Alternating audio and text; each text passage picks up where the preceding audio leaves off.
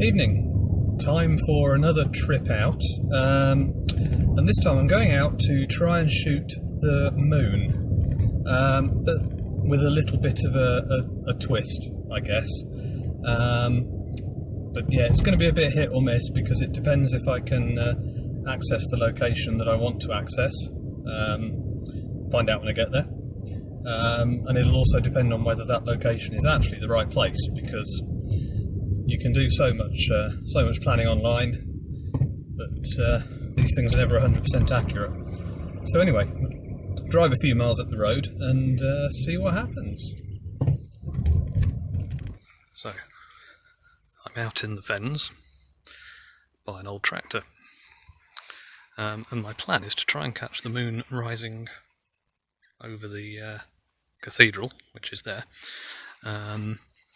And the reason I'm so far away is because I want the moon to be quite large in relation to the cathedral, and if I went and stood next to the cathedral with a normal lens on the camera, the moon would be teeny tiny.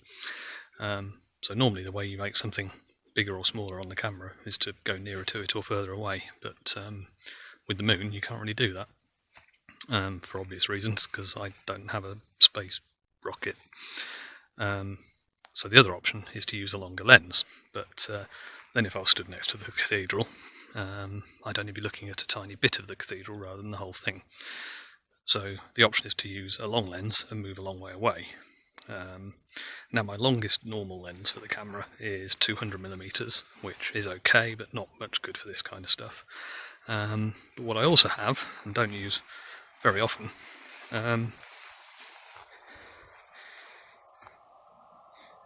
is a telescope, which fills the frame with the moon quite nicely. So I'm hoping that I've lined everything up correctly. Car driving past, and the moon should be starting to rise within the next few minutes. And yeah, we'll see what happens. The problem here is that the angles are a bit critical. So I've used a couple of apps to plan this, which I'll pop up on the screen in a moment. So hopefully I'm in the right place. If I'm not, there's not much scope for picking it up and running around because it's a bit heavy, but just so you can see. So, as you can see, we're definitely filling the frame with the cathedral there. All we need to do is hope that the moon comes up in about the same place, and yeah, the other problem of course is it's still quite bright. Tomorrow night would be a better option for this, because it'll be, however many minutes later, half an hour or whatever, and the sky will be a bit darker. The moon might get lost in the haze here, but again, we'll give it a whirl and see what happens. So a little bit of detail on the telescope for those of you wondering, because obviously it's not like a normal camera lens. So it's a Newtonian, which is a mirrored telescope. So it's basically got a mirror in the back end there, which is 200mm diameter, and the light obviously comes in at the front, bounces down off the mirror at the bottom, and then comes back and hits this little mirror here, which is at 45 degrees, and that then sends the image out into the camera there.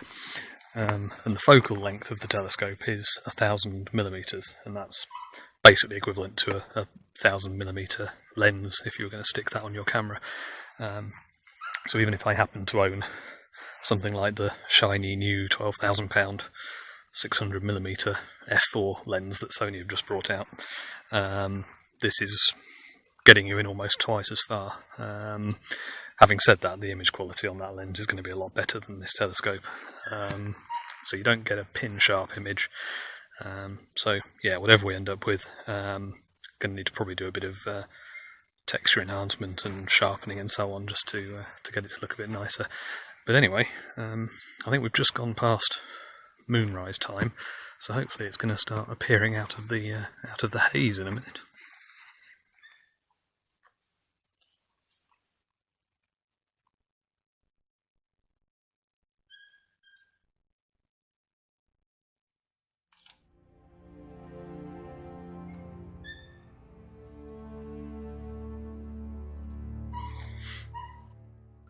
So I can just see the moon by eye now, and it was just above the tower. Hopefully I've caught it on camera.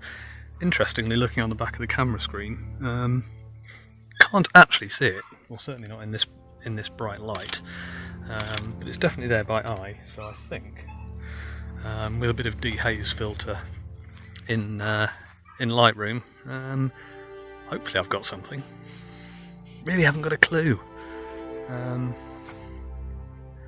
Yeah, I think I'll grab a couple more shots and then it's probably time to head back and stick everything on the computer and see what I can drag out.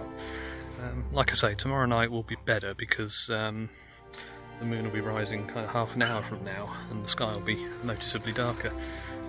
But the weather forecast doesn't look quite so favourable, but obviously I'll keep an eye on it. But anyway, yeah, grab a couple more images and then head home.